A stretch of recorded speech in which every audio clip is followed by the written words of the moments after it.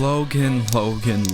What the actual fuck? What's good, guys? Kel here. We all know Logan Paul at this point, whether we want to or not. The guy is an absolute internet sensation. He's been in the WWE. He's created one of the most successful hydration drinks out there. He's, well, I think there's someone hanging. Yeah, we don't talk about that one. I mean, no matter which way you look at it, the guy is definitely one of the most influential people out there. But as of late, he's gotten into some extremely hot water due to him scamming hundreds and thousands of his fans. In case you don't know what's going on, basically a while back, a YouTuber by the name of Coffeezilla made a video exposing how one of Logan Paul's crypto ventures called CryptoZoo was in reality somewhat of a pump and dump scheme where he was essentially scamming his audience out of all of their money. And Logan, being the absolute gigabrain that he is, decided to do the right thing and sue Coffeezilla for defamation instead of just paying all of his fans back. The best part about it is that Logan Paul was insisting that the whole thing wasn't a scam, but as of a couple days ago, a couple of his text messages have been leaked, revealing that not only did he know the whole crypto thing was a scam, but that he didn't actually have any real evidence for his lawsuit against Coffeezilla. Real quick though, before we look at the text, I noticed that like 90% of you guys aren't subscribed, so if that's you,